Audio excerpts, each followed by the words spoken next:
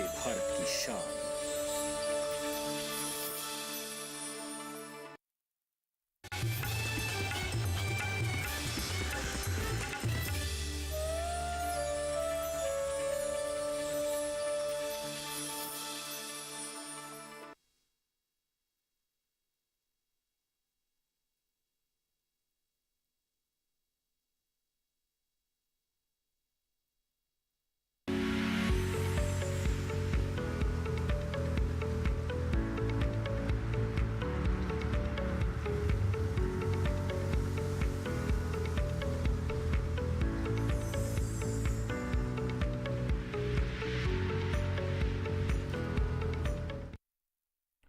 नमस्कार, दूरदर्शन किसान पर कार्यक्रम हेलो किसान देखना शुरू कर चुके हैं आप। मैं हूं आपके साथ पुलकित शुक्ला।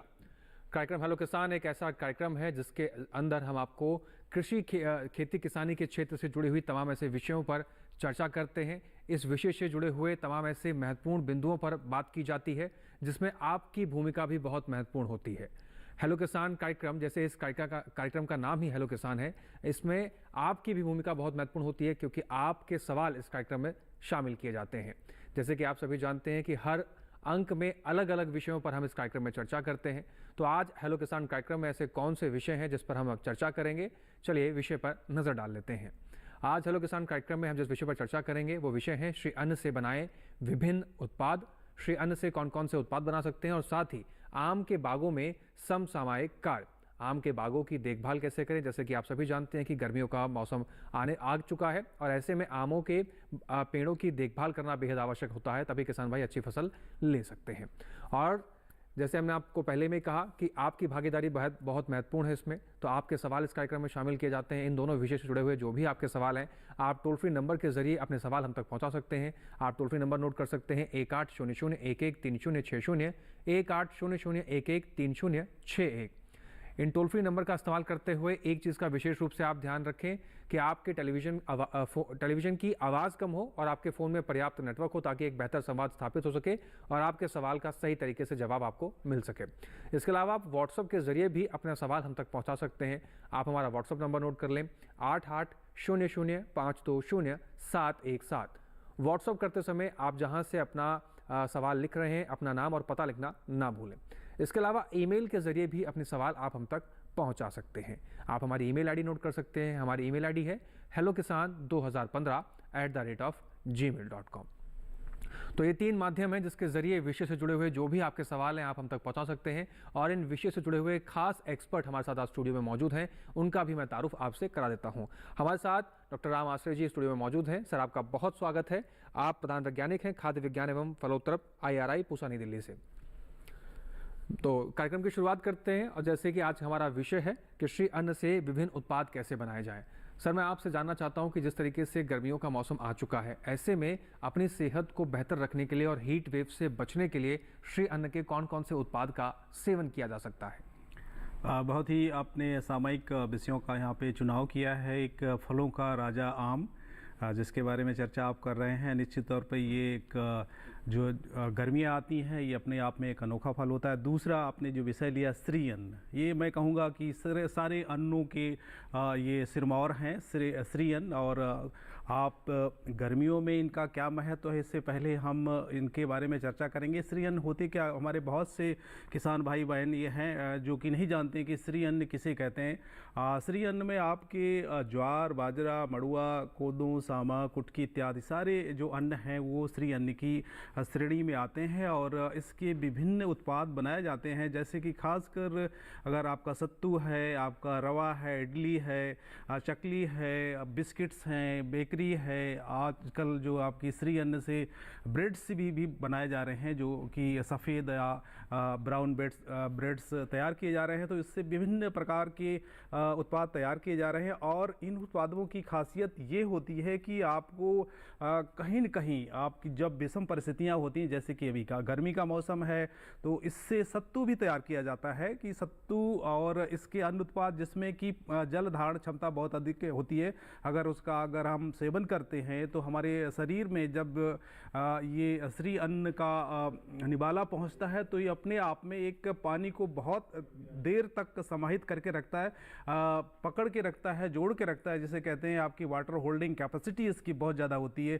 जब आप में जल की मात्रा अधिक होगी तो आपको लू नहीं लगेगी और आप जो इस समय जो थपेड़े हैं लू के उनसे बचे रहेंगे। इसके साथ साथ ये जो पोषक अन्न है, श्री अन्न है, ये पोषण की सुरक्षा देते हैं क्योंकि इसमें आपके रेशा है, लोहा है, कैल्शियम है, मैग्नीज है, इससे ये भरपूर होते हैं। जी, तो काफ़ी पोषण तत्वों से भरपूर हैं श्री अन्न और इसके सेवन से काफ़ी हमें स्वास्थ्यिक तौर पर देखा जाए तो काफ़ी सारे फ़ायदे हो सकते हैं अगर इसका सेवन हम करते हैं। फिलहाल इस चर्चा को आगे बढ़ाएंगे और विस्तार से जानेंगे कि क्या क्या तरीके हैं, कैसे कैसे इसका इस्तेमाल किया जा सकता है, क्या क्या उत्पाद बनाए जा सकते हैं। लेकिन उससे पहले एक विशेष रिपोर्ट देख लेते हैं।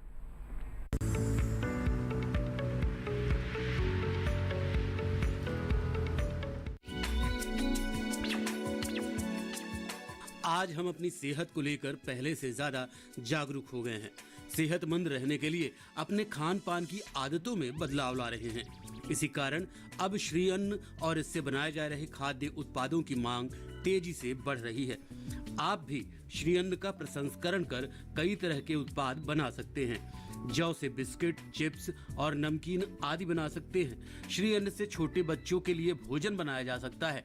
श्री अन्न में मूल्य संवर्धन करके इनसे रोटियां भी बनाई जा सकती हैं और इन रोटियों को करीब 6 महीने तक इस्तेमाल किया जा सकता है। ज्वार से चॉकलेट, मॉफिन्स, पानीपुरी, बर्फी और समोसा बना सकते हैं तो बाजरे से मुठिया, लड्डू और रागी से बालूशाही, बिस्किट और पकौड़ी बनाई जा सकती है। वहीं महुआ से डोसा और नमकीन तैयार कर सकते हैं। बता दें कि चावल और गेहूं जैसे अधिक खपत वाले अनाजों की तुलना में श्री अन्न में पौष्टिक मूल्य अधिक होते हैं। श्री अन्न कैल्शियम, आयरन और फाइबर से भरपूर होते हैं और बच्चों के स्वास्थ्य के विकास में जरूरी पोषक तत्वों को मजबूत करने में मदद करते हैं। बता दें कि अन्न के फायदों को देखते हुए शिशु आहार और पोषण उत्पादों में भी श्री अन्न का उपयोग बढ़ रहा है। श्री अन्न हमारी सेहत के लिए भी अच्छे माने जाते हैं। महिलाओं में अक्सर आयरन, कैल्शियम और फोलिक एसिड की कमी पाई जाती है, लेकिन सेहतमंद संतान के लिए मां को बेहतर पोषण मिलना जरूरी है। ऐसे में महिलाओं में इन कमियों को दूर करने के लिए श्री अन्न एक सस्ता और अच्छा साधन है। श्री अन्न से अलग अलग उत्पाद बनाने के लिए आप ट्रेनिंग भी ले सकते हैं।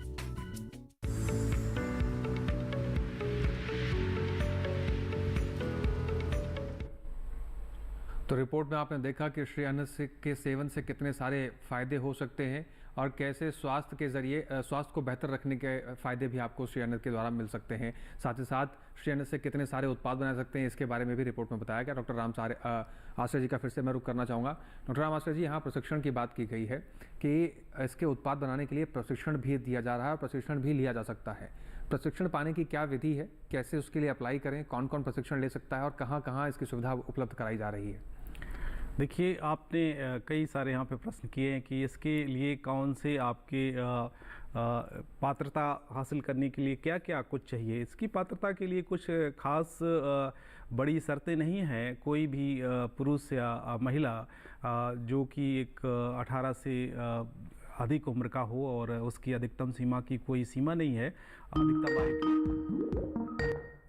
तो इसमें आप किसी भी हमारे जितने भी कृषि विज्ञान केंद्र हैं, आज की तिथि में हमारे सारे जिलों में हर जनपद में एक कृषि विज्ञान केंद्र है और इसमें यहाँ पे सामयिक प्रशिक्षण चलते रहते हैं। खासकर इन प्रशिक्षण की अवधि 1 सप्ताह से लेके 15 दिन तक भी होती है और इसके लिए हमारे यहाँ जो भी समन्वयक होते हैं, कोऑर्डिनेटर होते हैं, उनसे संपर्क साधना पड़ता है और उनको सूचित करना पड़ता है। और जब हमारे प्रशिक्षणार्थियों की संख्या 7 से 10 या इससे अधिक हो जाती है तब वो एक इसकी व्यवस्था करते हैं, क्योंकि एक व्यक्ति के लिए या 1-2 व्यक्ति के लिए इनके प्रशिक्षण देना मुश्किल होता है। इसलिए न्यूनतम संख्या 7 या इससे अधिक होती है तभी वो प्रशिक्षण प्रारंभ करते हैं और इसके लिए कोई शुल्क नहीं लगता है। और कहीं कहीं कुछ संस्थान ऐसे हैं जहाँ पे कि प्रशिक्षणार्थियों को ठहरने की व्यवस्था है, हॉस्टल्स बने हुए हैं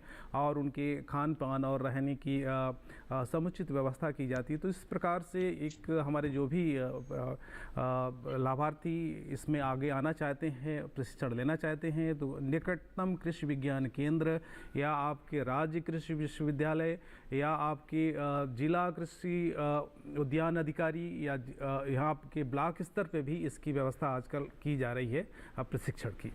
जी, तो ये तरीका है प्रशिक्षण लेने का। अगर आपके आसपास के क्षेत्र में कम से कम 7 लोग इकट्ठा हैं प्रशिक्षण लेने के लिए, तो इस तरीके से आप प्रशिक्षण भी ले सकते हैं। फिलहाल आगे बढ़ते हैं। जो आज का हमारा दूसरा विषय है कि आम के बागों का समसामयिक कार्य कैसे करें, उसको लेकर जो हमारे खास एक्सपर्ट हैं उनसे भी मैं तारुफ करा देता हूँ सभी का। हमारे साथ जुड़े हुए हैं कुंदन किशोर जी। कुंदन किशोर जी का हम रुख कर लेते हैं। कुंदन किशोर जी, आपका बहुत स्वागत है। आप प्रधान वैज्ञानिक हैं केंद्रीय उपोषण बागवानी संस्थान लखनऊ से। आप तक आवाज़ पहुँच रही है क्या सर? हाँ जी सर, आपका बहुत स्वागत करते हैं अपने इस कार्यक्रम में। बहुत बहुत धन्यवाद जी कुंदन किशोर जी, आपसे हम जानना चाहते हैं कि इस समय आम के बागों की देखभाल करना कितना महत्वपूर्ण हो जाता है गर्मियों के समय में? अभी देखें कि जो हमारा जो उत्तर भारत का जो क्षेत्र है जी, इस समय बड़ा महत्वपूर्ण इसलिए है कि अभी आम का बढ़ोतरी, आम के फल में बड़ी तेजी से बढ़ोतरी होता है। और इस दरमियान सबसे महत्वपूर्ण है कि पानी की व्यवस्था, उचित पानी की व्यवस्था हम करें ताकि फल में बढ़ोतरी बेहतर हो। जी, साथ ही फल में कीड़े और बीमारी के प्रकोप से बचाने की भी व्यवस्था हमें करनी चाहिए। बिल्कुल। इसमें कीड़े की व्यवस्था के लिए हम लोग जो ट्रैप का प्रयोग है, वो ट्रैप का भी प्रयोग इसमें कर सकते हैं। और साथ में ये भी थोड़ा ध्यान हमको रखना है कि मल्चिंग की व्यवस्था, क्योंकि जब अभी बहुत तेज धूप है, टेम्परेचर बहुत ज्यादा है जी, तो पानी की जब व्यवस्था करें तो साथ में मल्चिंग की भी व्यवस्था करें। वो मल्चिंग आप खरपतवार डाल के भी कर सकते हैं, जिससे कि पौधे में हमको पानी कम देना पड़ेगा जी। और ये भी हम लोग जान रहे हैं कि आजकल पानी कितना महत्वपूर्ण इनपुट है किसी भी क्रॉप के लिए। तो पानी की समुचित व्यवस्था हमको करनी है। ड्रिप की व्यवस्था हो तो बहुत अच्छा, नहीं होने पर भी हम बेसिन में जो है पानी की व्यवस्था करें उचित, और मल्चिंग की व्यवस्था करें ताकि आने वाले समय में हमारा आम जो है वो बेहतर रूप से बढ़े और अच्छा उत्पादन हो। बिल्कुल। इसके साथ ही अब आम के बागों की देखभाल हमको कैसे करनी चाहिए ताकि आपको अच्छा उत्पादन मिल सके, इस पर एक विशेष रिपोर्ट देख लेते हैं।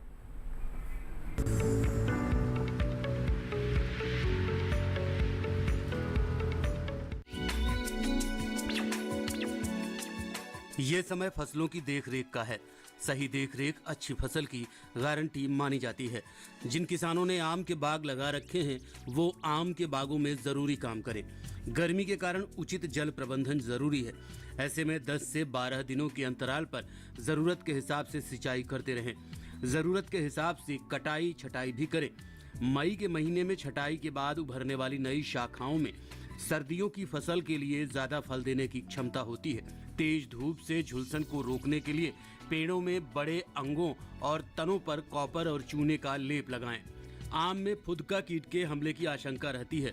फुदका कीट नियंत्रण के लिए फलों के मटर के आकार की अवस्था पर मोनोक्रोटोफास 1.25 मिलीमीटर 1 लीटर पानी में मिलाकर छिड़काव करें। डैसी मक्खी के नियंत्रण के लिए कार्बोरिल 0.2% के साथ 0.1 शर्करा और 0.1% मैलाथियान मिलाकर ट्रैप बनाकर लटकाएं। खर्रा और पाउडरी रोग के लिए 0.2% घुलनशील गंधक का इस्तेमाल करें। कोयलिया फल विकार के लिए बोरेक्स 1% का छिड़काव फल लगने पर सिंचाई के साथ करें। आम के फलों को उतक क्षय रोग से बचाने के लिए 8 ग्राम बोरेक्स को 1 लीटर पानी में मिलाकर छिड़काव करें। फलों को टपकने से रोकने के लिए वृद्धि हार्मोन NAA 20 ppm का छिड़काव करें। ध्यान रखें कि फसल में किसी भी तरह की दवा का इस्तेमाल करने के पहले कृषि विशेषज्ञों की सलाह लेना अच्छा रहता है।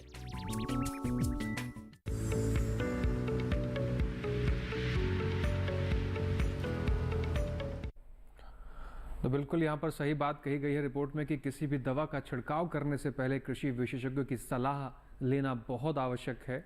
और इस बात को हम आपको समझा रहे हैं। हमारे साथ कुछ कृषि विशेषज्ञ मौजूद भी हैं जो आपको लगातार ये समझाने की कोशिश भी कर रहे हैं कि कैसे आप अपनी फसल की अच्छी देखभाल कर अच्छी पैदावार ले सकते हैं। फिलहाल एक दर्शक है जिन्होंने व्हाट्सएप के जरिए अपना सवाल भेजा है, उनका सवाल ले लेते हैं। अंकुर सहाय आजमगढ़ उत्तर प्रदेश से हैं। उनका सवाल है कि आम के बागों में काला उतक रोग होने का मुख्य कारण क्या है और इसकी रोकथाम कैसे करें। डॉक्टर कुंदन किशोर जी आपसे जानना चाहते हैं। हाँ, ये जो काले धब्बे जो आम में पड़ते हैं जी, इसके बहुत सारे रीजन ये हैं कि एक तो है कि शुरू में ही हमें जो फल जो चूसने वाले कीड़े होते हैं, जिसको सकिंग टाइप के पेस्ट होते हैं, चाहे वो आपका हॉपर हो जाए चाहे वो थ्रिप्स हो जाए, इसका रोकथाम हम शुरू में नहीं करेंगे तो वो काले तरह के धब्बे हो जाते हैं। तो उसकी रोकथाम हमें कोई भी सिस्टेमिक इंसेक्टिसाइड या से करनी चाहिए, वो बड़ा महत्वपूर्ण है। जब फल शुरू हो उसी समय, और जब फल लग जाए, फ्रूट लग जाए फल, उसके समय भी हमको करनी चाहिए, ये बड़ा महत्वपूर्ण है। दूसरी बात ये होती है कि एक मीली बग कीड़ा लगता है, जिससे भी ये भी तरह की बीमारी आ जाती है। उसके लिए बड़ा आसान उसका उपाय है कि तना के चारों तरफ अगर हम कोई पॉलिथीन को अच्छे से लगा दें, चूंकि वो नीचे से चढ़ के ऊपर जाता है, तो पॉलिथीन लगाने से वो जो आपका मिनी बग है वो ऊपर नहीं चढ़ पाता है, और इस तरह के रोकथाम कीड़े का हम आसानी से रोकथाम कर सकते हैं। ये इस तरह से हम उसके रोकथाम कर सकते हैं। जी, तो इस तरीके से अंकुर सहाय जी अपने आप जो फसल लगा रखी है, जो आपके बाग लगे हुए हैं, उसमें अपने आमों को आप इस तरीके से बचा सकते हैं। फिलहाल एक कॉलर हमारे साथ, उनका सवाल ले लेते हैं। हमारे साथ विपिन है, सागर मध्य प्रदेश से। विपिन जी आपका स्वागत है, अपना सवाल पूछिए। जी नमस्कार सर। नमस्कार जी। सर मैं ये जानना चाह रहा था कि अभी आमों के जो तूफान चल रहा सर, काफी हवाएं भी आती हैं, तो सर फल झड़ जाते हैं, काफी संख्या में देखा जाता है। तो सर इसके लिए कोई अगर समाधान हो तो डॉक्टर साहब से मैं जानना चाह रहा था कि अगर कोई इसका प्रॉपर, वैसे ही समाधान तो कम ही होते हैं लेकिन हो तो जानना चाह रहा था सर। बिल्कुल विपिन जी, आपके सवाल का जवाब डॉक्टर साहब जरूर देंगे, लेकिन आपको थोड़ा सा सब्र बना के रखना होगा। हमें यहाँ ब्रेक के लिए रुकना होगा। ब्रेक के उस पार आपके सवाल का जवाब डॉक्टर साहब से लिया जाएगा। तो दोस्तों, हेलो किसान का कार्यक्रम लगातार जारी है और इस सवाल का जवाब जानने के लिए आपको एक ब्रेक के उस पार का इंतजार करना पड़ेगा। तब तक आप बने रहें और देखते रहें दूरदर्शन किसान।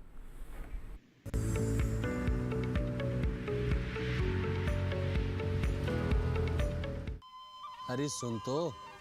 मुझे क्या सुनाना चाहते हो? जो सुनाओ मेरी सौतन को। किसको? अरे वही तुम्हारा मोबाइल फोन, जिससे सुबह शाम दिन रात चिपके रहते थे और कहते थे किसान कॉल सेंटर से बातें हो रही हैं। अच्छा ये बात है। हाँ, क्यों, क्या हुआ? अब बात नहीं होती क्या? अब तो झट से बात हो जाती है। ऐसा क्या? हाँ, अब तो ज्यादा लाइनें और खास तकनीक के कारण खेती के माहिरों से तुरंत बात हो जाती है। और अगर कभी लाइन व्यस्त हो तो अपनी समस्या फोन पर रिकॉर्ड करा दो, वहाँ से फोन आ जाता है और समस्या की हल का मैसेज भी आ जाता है। ये देखो आ गया। अरे वाह, इसका मतलब इंतजार की घड़ी अब खत्म। हाँ, तभी मैं सोचूं कि आजकल मुझ पर इतना प्यार क्यों आ रहा है। कृषि संबंधी समस्याओं का अपनी भाषा में तुरंत हल पाने के लिए पूरे भारत में किसी भी फोन से हेल्पलाइन नंबर पर संपर्क करें। किसानों का दोस्त किसान कॉल सेंटर।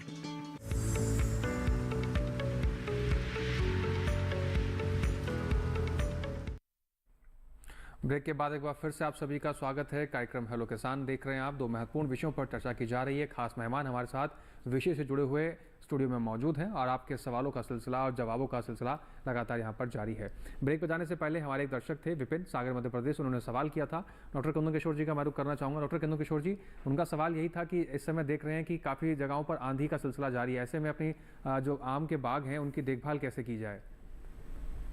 अब आंधी जब आती है तो थोड़ा मुश्किल तो है, मैं मानता हूँ जी, लेकिन ऐसी इस तरह की परिस्थितियों में मैं हमेशा हमारा जो एक्सपीरियंस ये कहता है कि अगर हम हाई डेंसिटी प्लांटेशन लगाएं जी, नजदीक प्लांटेशन लगाएं में आम के, और आम के ऊंचाई को कम रखें जी, 7 फीट 8 फीट 9 फीट, तो फल में इस आंधी के बावजूद भी फल में जो बहुत ज्यादा फल गिरता नहीं है जी।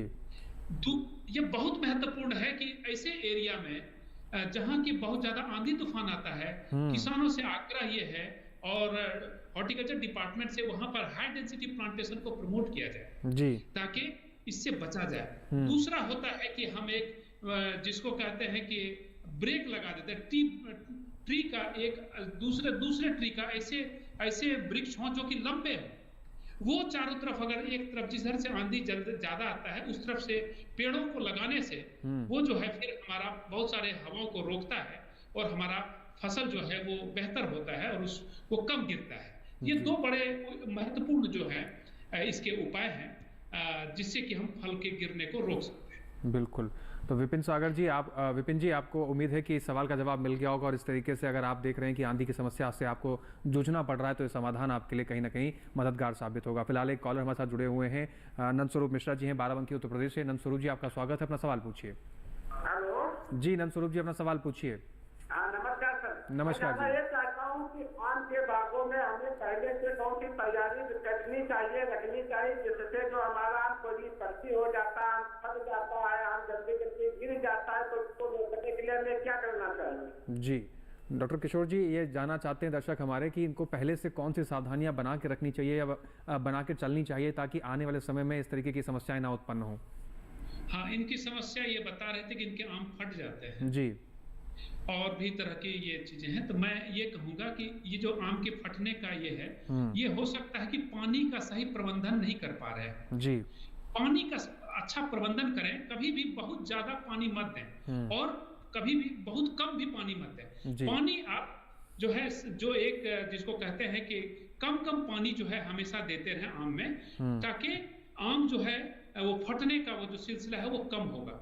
दूसरा है हमेशा पोटासियम का उपयोग, कभी किसान नहीं कर पाते हैं, पोटासियम और बोरोन का उपयोग जरूर करें, जिससे कि आम के फटने की जो ये है ये काफी कम हो जाती है। तो कहीं न कहीं न्यूट्रिएंट का प्रबंधन, पोषक तत्व का प्रबंधन और पानी का प्रबंधन, ये दोनों करके हम आम के फटने का समाधान कर सकते हैं। जी, तो नंदस्वरूप जी, इस तरीके से आप अपने जो आपके जो आम हैं जो फट रहे हैं उसका समाधान आपको मिल गया है। इस तरीके से आप अपने आम के फल को बचा सकते हैं। फिलहाल डॉक्टर राम मास्टर जी का मैं रुख करूंगा। डॉक्टर राम मास्टर जी, हमने बात करी प्रशिक्षण के बारे में, आपने बताया कि इतने व्यक्ति न्यूनतम होने चाहिए जब प्रशिक्षण दिया जाता है। इसके साथ ही अगर हम प्रशिक्षण के आगे की बात करें, प्रशिक्षण के आगे के बाद जो प्रोसेसिंग है, उस प्रोसेसिंग में कौन कौन सी मशीनें लगती हैं? क्या घर के अंदर भी बिना किसी मशीन का इस्तेमाल किए श्री अन्न का प्रोसेसिंग किया जा सकता है? देखिए, यहाँ पे आपने जो सवाल किया है कि घर के अंदर में भी प्रोसेसिंग को किया जा सकता है कि नहीं। देखिए, हमारे हर घर में ये प्रोसेसिंग आपके जो भी ज्वार बाजरा मड़ुआ इत्यादि का उसकी छटाई बिनाई और उसका आटा बनाना पहले से होता चला आ रहा है, लेकिन अब उसको एक बड़ा आयाम देना है, बड़ा स्वरूप देना है, उसको एक व्यवसाय का स्वरूप देना है, तो ये घर के स्तर पर नहीं किया जा सकता है। और आज कल का ऐसा ज़माना है कि जो दिखता है वही बिकता है। अगर आप उसकी अच्छी तरीके से प्रोसेसिंग नहीं करेंगे, पैकिंग नहीं करेंगे, बाज़ार में उसका प्रचार प्रसार नहीं करेंगे, तो आपका ग्राहक का एक जुड़ना है वो नहीं बन पाएगा और आपकी जो एक विपणन व्यवस्था है उसमें आप सफल नहीं हो पाएंगे। ज़्यादातर दिखाया जाता है कि हमारे कोई भी व्यवसाय हों, खासकर कृषि से जुड़े हुए उत्पादन, तो हमारे किसान भाई बहन बहुत ही आसानी से बहुत ज़्यादा तादाद में कर लेते हैं। मार्केट में जब ले जाते हैं, उतारते हैं, तो उसकी कम कीमत मिलती है। तो यहीं पे एक यक्ष प्रश्न है कि उसको किस तरीके से हम वैज्ञानिक तरीके से उसका प्रसंस्करण करें और जिससे कि उसकी गुणवत्ता अधिक हो और उसका जो एक मानक है जिसे कहते हैं आपका सेफ्टी स्टैंडर्ड, वो कहीं न कहीं हम छू पाएँ, टच कर पाएँ, जिससे कि हम बाज़ार में उपभोक्ताओं को रिझा पाएँ और उनके साथ तक अपना उत्पाद पहुंचा सकें। तो ये आपका संभव नहीं है कि एक घरेलू स्तर पर आप इस तरीके से करके, तो उसके लिए आपको एक छोटा कुटीर उद्योग लगाना होगा और छोटे कुटीर उद्योग की शुरुआत आप छोटी रकम से भी कर सकते हैं। जैसे आपने प्रशिक्षण ले लिया तो प्रशिक्षण के समय ही ये बताया जाता है कि आपको प्रतिदिन 50 किलोग्राम या 1 क्विंटल मिलेट्स या जो श्रीअन्न है उसका आपका प्रसंस्करण करना है। तो कौन कौन सी इसके लिए आपकी लाइंस की ज़रूरत होती, आपकी सफाई की, खासकर जो इसकी बिनोइंग की है, देन आप उसकी मिलिंग जिससे आटा बनाते हैं, मिलिंग के बाद उसको आपकी पैकिंग है, पैकिंग के बाद इसके अलावा जब आपका आटा बन जाता है, आटे से विभिन्न उत्पाद, जैसे आपने यहाँ पे देखा एक बड़ी लंबी सूची देखी कि आपका लड्डू भी है, चकली भी है, आपका उसके पकौड़ी भी है। तो इस आटे से विभिन्न उत्पाद बनाए जाते हैं। तो इसके लिए हमारे जो विभिन्न इदारे हैं, चाहे वो आपके कोई भी संस्थान में जाएं, वो इसके लिए हैंड होल्डिंग करते हैं। और बैंक में जो भी हमारे प्रशिक्षण पाए हुए भाई बहन होते हैं, उनको ऋण की भी व्यवस्था होती है। और हाँ, जब आप इकाई लगाएं तो ये खास बात ध्यान में रखें कि इकाई ऐसी जगह पे लगाएं जहां पर आपको कच्चा माल उपलब्ध हो सके, और इसके साथ साथ वो एरिया आपका प्रदूषण से मुक्त हो। कहने का तात्पर्य है कि जहाँ पे भी आप ये इकाई लगा रहे हो उसके आसपास में कोई जैसे भट्ठा, ईंट या दूसरी कोई भी ऐसी इकाई ना हो जो कि आपका प्रदूषण फैलाती हो, जिससे कि आपका जो भी उत्पाद होगा प्रदूषित होगा। हाँ, इसके साथ साथ आपकी पानी और बिजली की भी उचित व्यवस्था होनी चाहिए। पानी अच्छा होना चाहिए, अगर वो आपका खारा पानी है या आपका एसिडिक है, तो इन सब का कोई आपको एक ध्यान रखना होगा। उसको सबको एक क्रमबद्ध तरीके से अध्ययन करके एक छोटी इकाई लगा के आप आगे बढ़ सकते हैं और अपना एक व्यवसाय को स्थापित कर सकते हैं। जी, डॉक्टर रामाश्र जी, आपने यहाँ पर छोटा इकाई लगाने की बात करी कि छोटी इकाई लगा के यहाँ शुरुआत की जा सकती है। छोटे इकाई में लगभग कितना खर्चा आ सकता है अगर कोई किसान भाई या कोई दर्शक हमारा इसको शुरू करना चाहता है, प्रोसेसिंग का काम? और आपने ऋण की भी बात करी, कितना ऋण इसमें मिल जाता है और क्या इसमें कोई छूट भी मिलती है? देखिए, ऋण की जो मात्रा है वो और छूट की मात्रा है वो आपका जो लाभार्थी है किस श्रेणी से आता है, आपका एक इकोनॉमिकली वीकर सेक्शन से है, या आपका शेड्यूल कास्ट या शेड्यूल ट्राइब से है, या आपका महिला है या पुरुष है, इन सब के लिए अलग अलग मानक तय किए गए हैं। और इस छूट की जो आपका एक मात्रा देखें कितना तक छूट मिलती है, तो इसमें अगर हम जाते हैं तो इसका एक रेंज जो है ये आपका 25 से लेके 75% तक भी है। तो आप समझ सकते हैं कितना कुछ प्रोत्साहन दिया जा रहा है इस इकाई को लगाने के लिए, जो आपका श्री अन्न पर आधारित प्रसंस्करण इकाई के लिए। और जहाँ तक एक छोटी इकाई या मध्यम इकाई या बृहद इकाई लगाने की बात है, तो इसमें आपका 5 लाख से लेके आपकी 50 लाख तक ऋण की व्यवस्था की गई है। और इसका आप अपनी एक सुविधा, सहूलियत और अपनी क्षमता के अनुसार इसका लाभ उठा सकते हैं। बिल्कुल। तो ऋण की भी व्यवस्था है और उसमें छूट भी आपको मिल रही है। और ऋण कि में छूट कैसे मिलेगी, इसके लिए भी अलग अलग वर्ग स्थापित किए गए हैं कृषि विभाग द्वारा और बैंकों द्वारा। तो अगर आप इसमें इच्छुक हैं और आप एक नया व्यवसाय के रूप में आप इस चीज़ को देखते हैं, तो कहीं ना कहीं एक अपार संभावनाएं भी आपको श्री अन्न के अंदर मिल सकती हैं, क्योंकि ये काफ़ी पोषण तत्व होते हैं और उनकी मांग भी काफ़ी बढ़ती जा रही है। फिलहाल एक कॉलर है, उनका रुख कर लेते हैं। रूप सिंह चौहान है, सीहोर मध्य प्रदेश से। रूप जी, आपका स्वागत है, अपना सवाल पूछिए। जी, अपना सवाल पूछिए। मेरा सवाल है, आम में अपना मोहर लगाते हैं, उसके बाद में वो बन जाते हैं, काले पड़ गए। जी, डॉक्टर किशोर जी का मैं रुक करूंगा। डॉक्टर किशोर जी, इनका भी वही सवाल है कि इनके आम काले पड़ जाते हैं। अच्छा, जो आम काले पड़ जा रहे हैं तो उसके कारण तो खैर अलग हो सकते हैं, लेकिन जो सबसे सामान्य कारण ये है कि उसमें हो सकता है कि एंथ्रेक्नोज एक बीमारी है, वो बीमारी उसमें लग जाती होगी। तो उस एंथ्रेक्नोज के उपचार के लिए हम लोग जो चाहे मैनकोजेब का प्रयोग कर सकते हैं, जो भी आप कंटेक्ट टाइप के जो भी हमारे फंजीसाइड है उसका प्रयोग हम कर सकते हैं। जब आम जो है थोड़ा सा, जिसको कहते हैं कि थोड़े मार्बल स्टेज के हो जाए, मैंने आम फूल से लगभग 1 महीने के अंतर पर, तो उसी के आसपास हमको स्प्रे करनी होती है। स्प्रे करने से इसका बचाव हम कर सकते हैं। जी, तो रूप सिंह जी, इस तरीके से आप इस चीज़ को समझ सकते हैं और इस तरीके से अपनी जो फसल है उसका ध्यान रख सकते हैं। एक और सवाल है डॉक्टर किशोर जी, आम के बागों में इस समय सिंचाई कितने अंतराल पे करनी चाहिए? सिंचाइयों का जो समय का अंतराल है वो कितने बीच का होना चाहिए? आम के जो सिंचाई का है ये निर्भर ये करता है कि अगर आपके सघन बागवानी है और उसमें ड्रिप लगा हुआ है जी, तो ड्रिप हर रोज अभी जो गर्मी लगभग 40 डिग्री से भी ऊपर टेम्परेचर है, तो अगर हर रोज हम लगभग 1 घंटे ड्रिप चलाते हैं और हमारे जो आम के बगीचे हैं वो मल्च किया हुआ है, उसमें मल्चिंग किया हुआ है, तो वो सफिशिएंट है। 1 घंटे आप चलाएं, तो लगभग एक पौधे को 10 लीटर से लेके 12 लीटर तक पानी मिल जाता है। 1 घंटे अगर ड्रिप चलेगा तो मिल जाता है, अगर प्लांट छोटे हैं। बड़े पौधे में थोड़े बहुत ज्यादा मात्रा की जरूरत होती है, लगभग 50 लीटर पानी मल्चिंग किया हुआ हो तो 50 लीटर से लेके 60 लीटर भी पानी कम से कम रोज की जरूरत होती है। लेकिन अगर आम के पौधे मान लें कि आप 30 साल 40 साल के पौधे हों, बहुत बड़े पौधे हों, जहाँ की ड्रिप बहुत ज्यादा उसमें इफेक्टिव नहीं होता है, तो आजकल लोग जो है बेसिन में या कोई फ्लडिंग भी करते हैं, तो 1 सप्ताह के अंतराल पर हमको पानी की व्यवस्था करनी चाहिए। जी, इसके साथ एक दर्शक और है, उनका भी सवाल ले लेते हैं। गिरीश जी हैं महाराष्ट्र से। गिरीश जी, आपका स्वागत है, अपना सवाल पूछिए। गिरीश जी, आप तक आवाज पहुंच रही है तो अपना सवाल पूछिए। हाँ, एक्चुअली क्या है कि इजरायली टेक्स्ट से मेरा 12 पौधे लगे हैं, एक रो के अंदर एक साइड में वी पैटर्न में लगा रखे हैं। वी पैटर्न में इजरायली पैटर्न से केसर और एलिफेंट से चल रहा है। 6 फीट की दूरी पे इजरायल टेक्स्ट, तो रो की दूरी है 10 फीट जी की कटिंग कैसे करना जी।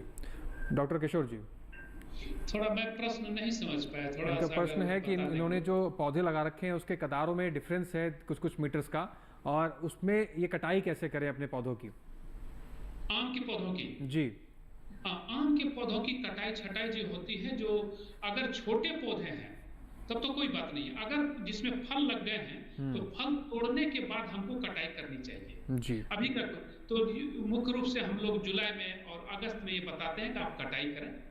और एक चीज हमेशा ध्यान रखनी चाहिए कि जितना सघन बागवानी होता है उतना ज्यादा कटाई हम लोग करते हैं, ताकि उसी जगह में आम जो है फैले, उसका कैनोपी उतने ही जगह पर बने रखे। तो हम लोग लगभग 2 फीट से लेकर 2.5 फीट हर साल कटाई करते हैं ऊपर से। बहुत सामान्य भाषा में मैं बोल रहा हूँ कि ऊपर से लेकर 2 फीट 2.5 फीट के आसपास प्रूनिंग करते हैं आम की। लेकिन जब आम छोटे होते हैं, जैसे कि हमने अभी लगाया 2 साल का है 3 साल का है, तो हम ये कोशिश करें कि लगभग 2 फीट की ऊंचाई से हमारे 3 अलग अलग ब्रांचेज निकले, जिसको हम लोग प्राइमरी ब्रांच कहते हैं। और फिर उससे हम लोग 2-3 सेकेंडरी ब्रांच लिखते हैं। इसको हम लोग कहते हैं कि हमारा आर्किटेक्चर अच्छा होना चाहिए। इसके लिए मैं कहूंगा कि कोई अच्छा सा संस्थान जाए और वहां पर उनका एक कैनोपी का अगर कोई अच्छा सा कोई उनको ट्रेनिंग मिल जाएगा, ये बड़े अच्छे से अपने बागों की एक बहुत बढ़िया बाग ये विकसित कर सकते हैं। अदरवाइज तो थोड़ा मुश्किल हो जाता है, कोई प्लांट छोटे रह जाएंगे, कोई बड़े रह जाएंगे। मैं ये कहूँगा कि अगर आसपास कोई अच्छा केवीके हो या यूनिवर्सिटी हो, वहाँ से जानकारी आप कैनोपी मैनेजमेंट का ले सकते हैं जी। तो आसपास के कृषि विज्ञान केंद्र से संपर्क करके, वहाँ के जो अधिकारी हैं उनसे संपर्क करके भी आप अपनी समस्या का समाधान ले सकते हैं। और फिलहाल जो डॉक्टर साहब ने आपको बताया उसको भी आप ध्यान में रखकर आपकी समस्या का समाधान कर सकते हैं। चर्चा को आगे बढ़ाएंगे, लेकिन यहाँ एक ब्रेक के लिए रुकना होगा। तब तक आप बने रहें और देखते रहें दूरदर्शन किसान।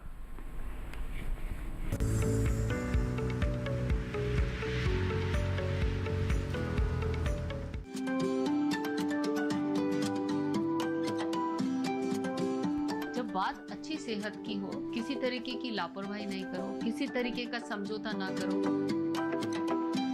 ना बरतें लापरवाही, लक्षणों को पहचानें और लें डॉक्टर की सलाह। चाहे बीमारी दिल की हो, दांतों की हो या दिमाग की हो, खुद से इलाज ना करें, खुद से कोई भी दवाई ना खाएं, डॉक्टर के पास जाएं, अपनी जांच कराएं और अपना पूरा इलाज करवाएं और अपना ख्याल रखें। कार्यक्रम जो देगा सलाह भी मार्गदर्शन भी।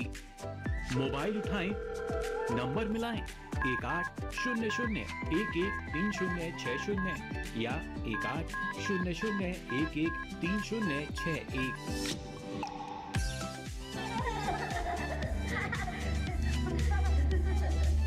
अपने फोन इन कार्यक्रम स्वस्थ किसान में हर शनिवार शाम 6 से 7 बजे सिर्फ डीडी किसान पर।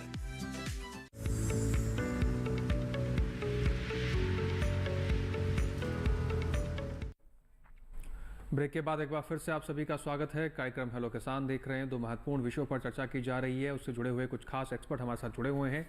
चर्चा को आगे बढ़ाते हैं। डॉक्टर राम आश्रय जी का मैं करूँगा। डॉक्टर राम आश्रय जी एक दर्शक हैं जिन्होंने अपना सवाल भेजा है हमें। मोंटी हैं राजस्थान अजमेर से। उनका सवाल है, जौ से बच्चों के लिए क्या खाद्य पदार्थ बना सकते हैं जो सेहत के साथ साथ स्वाद भी हैं? और इसमें मैं एक चीज़ और भी जोड़ना चाहूँगा कि जैसे हम देख रहे हैं कि अब जो बच्चे हैं उनका कहीं ना कहीं ग्रीष्मकालीन अवकाश पड़ने जा रहा है। ऐसे में बच्चे काफ़ी सारी फिजिकल एक्टिविटीज़ में भी इन्वॉल्व रहते हैं। कई दिन हम देखते हैं बच्चे धूप में भी घूमते हैं, साइकिलिंग वगैरह करते हैं, काफ़ी स्पोर्ट्स एक्टिविटीज़ में पार्टिसिपेट करते हैं। तो इन दोनों चीज़ों के मद्देनज़र कौन सी ऐसी चीज़ों का सेवन कर सकते हैं श्री अन्न के ज़रिए? देखिए, जौ जो है अगर हम प्रमुखता देखें ये श्री अन्न की श्रेणी में नहीं आता है जी। हाँ, लेकिन फिर भी इन्होंने अगर आप सवाल किया है, और जौ सेहत के लिए बहुत ही अच्छा होता है क्योंकि इसमें माल्ट बनता है और इसमें भी जल धारण करने की क्षमता बहुत ज़्यादा होती है अपने आप में।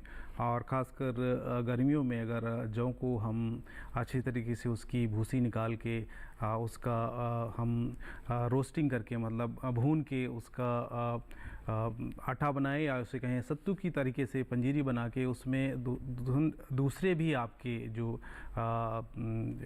आपका ज्वार है या बाजरा है उसका भी आटा मिक्स करके आप एक मीठा पदार्थ भी बना सकते हैं, पेय पदार्थ या जिसको आप हलवा या सूजी के रूप में प्रयोग कर सकते हैं। तो इस तरीके से आप जौ का इन्होंने यहाँ पे बात की है तो उसको बच्चों को दे सकते हैं खासकर। तो एक अच्छा तरीका हो सकता है जौ और उसके साथ साथ श्री अन्न को का मिश्रण बना के उसका अनुपात अपने स्वाद के अनुसार ये निर्धारित कर सकते हैं कि जौ की मात्रा 2 गुना होगी या उसमें श्री अन्न की मात्रा 1 भाग होगी। तो इस तरीके से एक सोच सकते हैं। और एक बहुत ही इनका अच्छा प्रश्न है क्योंकि श्री अन्न को अकेले लेने में कहीं न कहीं कुछ लोगों का रुझान उतना नहीं होता है, बच्चों का खासकर। तो इस तरीके से अगर हम मिश्रण के द्वारा विभिन्न उत्पाद तैयार करें और उनको बच्चों तक पहुंचाएं, उनकी एक आदत का विकास करें, इस तरीके के जो अन्न हैं हमारे जो खासकर सेहत के लिए लाभकारी हैं। बिल्कुल। और डॉक्टर रामाशय जी, इसमें एक चीज़ और जोड़ के मैं आपसे पूछना चाह रहा हूँ।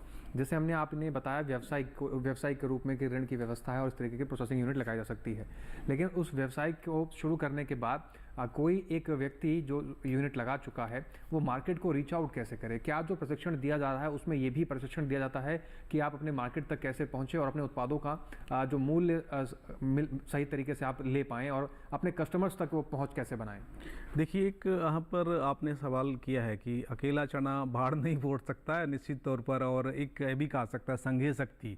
एक संघ में आपकी शक्ति है और संघ खासकर आप जो कोऑपरेटिव्स है, कोऑपरेटिव्स मूवमेंट जो हमारे यहाँ सहकारिता का आंदोलन बड़ा सफल रहा है और बहुत से ऐसे राज्य हैं जिन्होंने यहाँ पे एक अपना एक मुकाम हासिल किया है सहकारिता के माध्यम से। खासकर हमारा जो दुग्ध व्यवसाय है देश में, आप देख सकते हैं कि सहकारिता के माध्यम से किस मुकाम तक पहुँचा है। तो इसी तरीके से हमारे जो भी भाई बहन इस श्री अन्न के उत्पादन से या उसकी जो खासकर प्रोसेसिंग के बाद यूनिट लगाते हैं तो अपने आप में एक समूह बनाए और समूह बना के अपना उत्पाद की ब्रांडिंग करें और उसका रजिस्ट्रेशन भी होता है। रजिस्ट्रेशन कराने के बाद खासकर हैंड होल्डिंग भी हमारी जो है बहुत सी ऐसी संस्थाएं जो कर रही हैं, आपकी उंगली पकड़ के बाज़ार तक ले जा रही हैं, उतार रही हैं। और ख़ासकर खादी ग्रामीण विकास उद्योग के आपका यहाँ पे भी आपके विभिन्न उत्पाद खासकर श्री अन्न के उत्पाद यहाँ पे इसके माध्यम से बेचे जा रहे हैं। और इसके अलावा और भी हमारी सहकारी संस्थाएं हैं जो कि आपके श्री अन्न के उत्पाद को आगे बढ़ाने में सहयोग दे रही हैं, अपने जो उनके मुख्य उत्पाद हैं उसके साथ इसको भी जोड़ रही हैं। तो इस तरीके से हमारे जो भी भाई बहन इसकी इकाई लगा रहे हैं तो खासकर पहले वो संपर्क करें खादी ग्रामीण विकास उद्योग या जो आपका ट्राइफेड है, ट्राइबल फेडरेशन ऑफ इंडिया।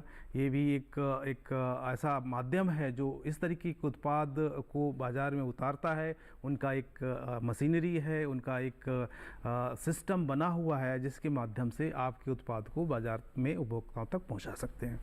जी, तो बेहतरीन जवाब यहाँ पर दिया गया है। इस तरीके से आप अगर मार्केट को रीच आउट करना चाहते हैं तो इस तरीके से कर सकते हैं। फिलहाल डॉक्टर किशोर जी का मैं करूँगा। डॉक्टर किशोर जी, आपसे हम ये जानना चाहते हैं कि बाग तो स्थापित कर लिया, सिंचाई की व्यवस्था भी आपने बता दी किस तरीके से करनी चाहिए। फल की तुड़ाई करते समय किन बातों का ध्यान रखें और साथ ही फल तोड़ने लायक हो चुका है इसकी पहचान कैसे की जाए? फल ये बड़ा महत्वपूर्ण है। मैं किसान भाई से यही कहूँगा कि बहुत महत्वपूर्ण एस्पेक्ट है जी। सबसे आसान तरीका तो किसान भाई खुद ही कर लेते हैं कि जैसे फल जब से लगा उससे लगभग आप रखेंगे 90-100 दिन के बाद वो जो है लगता है कि वो हम तोड़ सकते हैं जी। एक तो ये तरीका है, लेकिन दूसरा जो एक बहुत आसान तरीका है कि अगर किसी फल को लें कि अगर फल का पूरा साइज आ चुका है, उसका आकार आ गया है और किसी चाकू से अगर हम काटें तो अगर काटने से वो हल्का हल्दी कलर का अंदर दिखे, ये मान के चलें कि फल को हम तोड़ सकते हैं। उजला होने पर हम नहीं तोड़े और काटे तो थोड़ा हल्दी कलर का हो तो उसको हम तोड़ सकते हैं जी। ये बड़े क्रूड माने बहुत आसान तरीका है। लेकिन अगर हम साइंटिफिक वे में देखें तो उसको हम लोग मेजर करते हैं कि जब आपका TSS जो है, जो मीठा है, वो लगभग 10-11 के आसपास आ जाता है डिग्री तक, तो उस समय हम तुड़ाई कर सकते हैं जी। और मैं किसान भाई से यही कहूंगा कि कभी भी फल को पकने मत दें अपने पेड़ में जी। उससे क्या होती है, क्योंकि आम ऐसा फल है जिसको हम घर में रख देंगे अगर वो पक जाएगा। ये क्लाइमेक्टेरिक फ्रूट है जी। तो अगर हम पेड़ में रख देंगे तो उससे क्या होता है, बहुत सारे डिसऑर्डर जिसको हम लोग कुछ एक नाम है उसको कहते हैं जेली सीड बन जाता है। माने गुठली के चारों तरफ आपको पिघला पिघला सा उसका जो है आपको गुदा दिखेगा जी। और वो खाने लायक नहीं होते हैं। वो तब होते हैं जब अधिक समय तक हम आम को पेड़ में छोड़ देते हैं जी। तो किसान भाई से मैं यही कहूंगा कि जब आपके फल छोटे लग जाते हैं उससे लगभग 100 दिन के आसपास के आधार पर आप जो है फल को तोड़ सकते हैं। और सबसे आसान तरीका है कि फल को आप थोड़े से चाकू से काट लें, देख लें अगर हल्दी कलर उसका हो गया तो तब आप हार्वेस्ट कर सकते हैं। ये बहुत आसान तरीका है। उसके बाद कोशिश करें कि फल को हम जब तोड़ें तो उससे जितने भी उसका का जो लेटेक्स निकलता है, उसका जो गीलापन पदार्थ निकलता है वो नहीं लगे, क्योंकि अगर वो लग जाता है तो आम का दाम जो है मार्केट में घट जाता है जी। तो उसको इस तरह से तोड़ेंगे, डंठल लगा हुआ अगर आम को तोड़ेंगे वो बहुत बेहतर है। एक्सपोर्ट के लिए बहुत जगह एक्सपोर्ट के लिए डंठल लगा हुआ ही आम चाहिए। अगर बाहर अच्छे मार्केट में भेजना चाहते हैं तो डंठल लगा हुआ चाहिए। और दूसरी बात है कि 200 ग्राम या उससे ज्यादा ही आपको फल होने, ग्रेड कर लें फल को, तोड़ने के बाद अलग अलग ग्रेड में फल को कर लें, बड़ा फल उससे छोटा फल उससे छोटा फल, तो किसानों को अधिक आय प्राप्त होगा। इस चीजों को ध्यान में अगर रखा जाए तो किसानों को अधिक से अधिक मुनाफा हो सकता है जी। डॉक्टर किशोर जी, इसमें एक चीज़ और भी जोड़ना चाहिए। जैसे अभी आपने देखा डॉक्टर आश्रय जी बताया कि इसमें पैकिंग के भी बहुत, मोटे अनाज का कोई अगर उत्पाद बनता है तो उसमें पैकिंग का बहुत खेल होता है। अगर आप मार्केट जाते हैं तो क्या आम की तुड़ाई करने के बाद उसमें भी पैकिंग का खेल होता है कि आपको पैकिंग कैसे करनी ताकि आपको अच्छा रेट मिले मार्केट में? मैं एक चीज और यहाँ थोड़ा मैं जोड़ना चाहूंगा। अभी हमारे संस्थान में जो है बैगिंग का हम लोग थोड़ा सा ज्यादा महत्व दे रहे हैं जी। जब फल लग जाता है उसके लगभग 1 महीने के बाद हम फल को बैगिंग कर देते हैं। हम अलग अलग बैग हम लोग देख रहे हैं, नॉन वोवन बैग है, कुछ जो है आपके कुछ बैग जो है हमारे उससे बैगिंग कर देते हैं। हमने ये देखा है कि बैगिंग करने के बाद उस फल का जो रंग है और उसका जो शेल्फ लाइफ है वो बहुत बढ़ जाता है और मार्केट में लगभग 25 से 30% उसका ज्यादा पैसा मिलता है जी। तो आजकल जो किसान, जो अच्छे किसान हैं, जो कि आम की फसल को अच्छे से करना चाहते हैं, वो सभी लोग बैग का प्रयोग कर रहे हैं और बैगिंग करने के बाद उसको अच्छा मुनाफा प्राप्त हो रहा है। बिल्कुल किशोर जी, मैं बैगिंग के बारे में और भी आपसे जानकारी लूंगा, लेकिन एक दर्शक हमारे फोन लाइन पे जुड़े हुए हैं, हरविंदर सिंह पंजाब से। हरविंदर जी, आपका स्वागत है, अपना सवाल पूछिए। हरविंदर जी, आप तक आवाज पहुंच रही है तो अपना सवाल पूछिए। हाँ जी सर, आपकी आवाज आ रही है जी, अपना सवाल पूछिए। मैं ये पूछना चाहता हूँ, अगर मैं ये काम करता हूँ जो मुझे आपका गेहूं आ रहा गेहूं का जी है ना जी, अपना सवाल पूछिए। मैं कहता हूँ कि इसकी पहले यहाँ पे किसी ने आईडी मार्केटिंग ली हुई है अमृतसर में। जी जी अरविंदर जी, आपका सवाल। जी जी हरविंदर जी, किसी ने ली हुई है डिस्ट्रीब्यूटर है, मैं उसके नीचे काम नहीं करूंगा। जी अरविंदर जी, आपके सवाल का जवाब हम ले लेते हैं डॉक्टर आश्रय जी से। डॉक्टर आश्रय जी, कुल मिला के ये पूछना चाह रहे हैं कि ये बिजनेस करना चाहते हैं मोटे अनाज के उत्पादों का, तो उसके लिए क्या व्यवस्था है और कैसे क्या किया जा सकता है? नहीं, मोटे अनाजों का बिजनेस तो अगर हम यहाँ पे बात कहें, पहली बात तो ये प्रश्न है, हमें यहाँ पे उसकी स्पष्टता नहीं प्राप्त हुई। अगर उसका व्यवसाय करना चाहते हैं, जैसे दूसरे अनाज हैं, गेहूँ है, धान, चावल इत्यादि की हमारे यहाँ विपणन व्यवस्था है, उसी तरीके से मोटे अनाजों का भी विपणन होता है। उसमें कोई एक अलग कोई उसका तरीका नहीं है। और हमारा यहाँ पे जो इनसे अनुरोध है कि आप जो भी मोटे अनाज हैं उसके बारे में अगर आप व्यवसाय करना चाहते हैं, तो खासकर उसके विपणन का, तो आप अच्छा सा एक गोदाम बनाएं जिसमें कि इनको अच्छे तरीके से भंडारित किया जा सके। खासकर यहाँ पे एक मोटा अनाज जिसका नाम मैं लेना चाहूँगा, बाजरा का भंडारण और इसका अगर उत्पाद बनाते हैं, खासकर इसका अगर हम आटा अगर बनाते हैं, इसकी दूसरा रवा बनाते हैं, तो ज़्यादा समय तक इसको हम नहीं रख सकते कि इसमें फाइटेट नाम का एक ऐसा अवयव होता है जो कि इसमें कड़वापन पैदा कर देता है। तो ये कुछ ऐसी बारीकियां हैं जो कि दूसरे अनाजों से आपके इसके भंडारण में खासकर ध्यान रखना पड़ता है। यहाँ पे एक फ़र्क महसूस होता है, इसमें एक विभिन्नता होती है। लेकिन अगर विपणन की बात करें तो दूसरे अनाज और खासकर मोटे अनाजों में विपणन की व्यवस्था एक ही है। जी, तो रविंदर जी, उम्मीद है कि आपके सवाल का जवाब आपको मिल गया होगा। फिलहाल आगे बढ़ेंगे, लेकिन यहाँ एक ब्रेक के लिए रुकना होगा। तब तक आप बने रहें और देखते रहें दूरदर्शन किसान।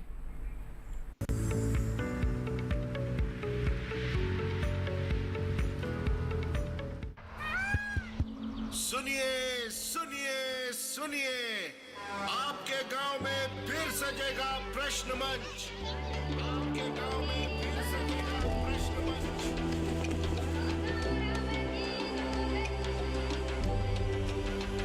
मिट्टी, मौसम, बीज, फसल, किसान को मिलेगी यहाँ हर सरकारी स्कीम की जानकारी। जो करके आएगा पूरी तैयारी, प्रश्न का उत्तर देकर बनेगा इनामधारी। मंच है तैयार, प्रश्न है तैयार, और आप? मैं भी हूँ तैयार। मैं हूँ तैयार। हाँ, मैं भी हूँ तैयार। मैं भी तैयार हूँ। किसान प्रश्न मंच में आपका स्वागत। किसान प्रश्न मंच सीजन 2 हर रविवार रात 8:30 बजे डीडी किसान पर।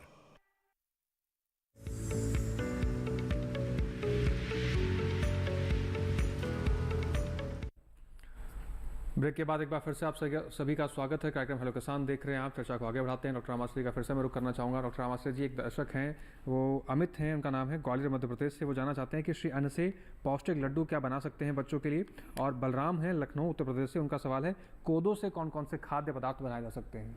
देखिए, मैं दोनों हमारे जो भी श्रोता हैं, दर्शक हैं, दोनों को ही संबोधित करूंगा और इनका प्रश्न एक सा ही है। जैसे कि उन्होंने कोदो की बात कही, इन्होंने रागी की बात कही, तो इसके उत्पाद एक जैसे ही बनाए जा सकते हैं। खासकर हमारे भाई जिन्होंने मध्य प्रदेश से यहाँ पे सवाल किया, तो इसके लड्डू निश्चित तौर पे बनाए जा सकते हैं और बहुत ही स्वादिष्ट लड्डू बनते हैं। और इसका आजकल प्रचार प्रसार बहुत ज़्यादा हो रहा है और इसका एक स्वीकार्यता भी काफ़ी है इस समय उपभोक्ताओं के द्वारा। तो निश्चित तौर पर आप इससे लड्डू तैयार कर सकते हैं। और ख़ासकर दूसरे हमारे दर्शक जिन्होंने यहाँ पे सवाल किया, आपका सावा, कोदो इत्यादि, जिससे भी आप इसकी खासकर आपकी रवा है, आपका आटा है, इसके बाद बिस्किट्स हैं, आप आजकल इसके आपका चॉकलेट्स भी कुछ बना रहे हैं इसके साथ साथ कोकोआ को मिला के। कहने का तात्पर्य है कि बहुत लंबी लिस्ट है जिसके इसके उत्पाद विभिन्न बनाए जा रहे हैं। और इसके लिए आप किसी भी संस्थान में जाएं, जैसे खासकर आपके जो कृषि विज्ञान केंद्र हैं या राज्य कृषि विश्वविद्यालय, यहाँ पे इसके विभिन्न उत्पाद आपको बनते हुए, वहाँ प्रशिक्षण होते हुए भी आप देख सकते हैं। इसके अलावा आजकल अगर आप निकटतम बाज़ार में भी जाएं, अगर आपका कोई बड़ा स्टोर है, मार्ट है या अच्छी सी दुकान है, तो अगर आप इस श्री अन्न के उत्पादों के बारे में पूछेंगे तो आजकल इसकी उपलब्धता होने लग गई। ये बहुत अपने आप में एक आश्वस्त करने वाला प्रश्न है। मैं यहाँ पे क्षमा चाहूँगा, एक आश्वस्त करने वाली दशा है। और एक सही दिशा में श्री अन्न का एक हमारा जो मिशन चल रहा है वो सही दिशा में जा रहा है। जी, डॉक्टर किशोर जी का रुख करते हैं। डॉक्टर किशोर जी, आपने बैगिंग की बात बताई कि जो फल हैं उसकी बैगिंग की जा सकती है। आपसे जानना चाहते हैं कि बैगिंग करने की विधि क्या है और वो बैग कहाँ से मिल सकते हैं, उसकी कॉस्टिंग कितनी पड़ती है किसानों को? बैग तो आजकल जो है आसानी से उपलब्ध है, क्योंकि अब ये जिसको कहते हैं कमर्शियलाइज टेक्नोलॉजी हो चुका है जी। और ये लगभग आप रखें तो अगर आप बल्क में परचेज कोई किसान कर लेता है तो लगभग रखें 80 पैसे से लेके ₹1.20 तक एक बैग का कीमत पड़ता है जी। और ये नॉन वोवेन टाइप के बैग तो होते हैं और कुछ बैग ऐसे भी हैं जो कि आपके जो सिंपल सा पेपर बैग भी होते हैं और उसका भी प्रयोग किया जा सकता है। लगभग आप रखें कि पूरे बैग को लगाने के लिए अगर कोई हम आदमी को भी रखते हैं तो लगभग कोई 1000 बैग लगा सकता है एक दिन में आसानी, उसमें बहुत सारी परेशानियां नहीं है। लेकिन जो उसमें मूल्य वृद्धि है उसका जो क्वालिटी है और उसका जो उसको रख रखाव का जो ये समय है वो बढ़ जाता है आम का। और आम में बड़े अच्छे कलर डेवलप, जैसे कि आप दशहरी की बात करें, दशहरी में कलर मुश्किल से जो है उसमें बनता है, लेकिन जब बैगिंग हम कर देते हैं, जैसे फल जो है हमारे बड़े हो गए लगभग 1 महीने के बाद, जब फल लग जाते हैं उसके 1 महीने, जैसे अभी हम लोग बैगिंग कर रहे हैं, अभी बैगिंग का उचित समय है, अभी हमने बैगिंग किया और उसको हमने देखा है कि जब हम तोड़ते हैं, जून में हम तोड़ते हैं तो उस समय बड़े अच्छे उसके कलर बनते हैं, एकदम पीले कलर बनते हैं और उसका जो है वो बड़े कड़े होते हैं फल और वो जो है उसका बाजार में अच्छा मूल्य प्राप्त होता है। लगभग अब रखें 20%, 30% भी ज्यादा होता है। तो ये एक बड़ा अच्छा तरीका है। दूसरी बात और देखें, उसमें कोई कीड़ा और कोई बीमारी का प्रकोप नहीं है, तो हमारा उसमें क्या होता है, जो हम पैसा खर्च करते हैं कीड़े कीटनाशक के स्प्रे पर और या नहीं तो दवा पर, वो हमारा बच जाता है। तो ये तकनीक बहुत अच्छा तकनीक है जिससे किसान को अपनाना चाहिए। हमारे यहाँ तो इसकी ट्रेनिंग दी जाती है। मैं इनको जरूर कहूंगा कि आप एक ग्रुप में हमारे यहाँ ट्रेनिंग ले सकते हैं इस चीज़ की। जी, साथी किशोर जी, एक मेल के जरिए हमें सवाल प्राप्त हुआ दर्शक का। संजय सिंह है, मेरठ उत्तर प्रदेश से। वो जानना चाहते हैं कि आम में सफ़ेद कीट का प्रकोप हो रहा है, उसके नियंत्रण के लिए मार्गदर्शन कीजिए। सफेद कीट इससे पहले भी हमने बताया था, यूजुअली वो मिली बग उसको कहते हैं जी। मिली बग एक तो ये बहुत आसान तरीका है कि जो नीचे का जो तना है उसमें हम पॉलीथीन थोड़ा लगा दें तो वो मिली बग का प्रकोप कम हो जाता है। और दूसरा ये है कि ये जो है चूसने वाले कीड़े होते हैं और आम के डंठल पर ये बहुत ज्यादा लग जाते हैं, तो इसके लिए हम किसी भी तरह का जो है जो सिस्टेमिक इंसेक्टिसाइड है उसका प्रयोग कर सकते हैं, चाहे वो इमिडा का प्रयोग कर सकते हैं। इस तरह के जो सिस्टेमिक इंसेक्टिसाइड हैं इसका प्रयोग हम जो है जब हम फल आना शुरू हो जाए उस समय भी कर सकते हैं और जब फल थोड़े लग जाए उस समय भी कर सकते हैं। और तीसरी बात ये है कि हम आम को थोड़ा कटाई छटाई करें।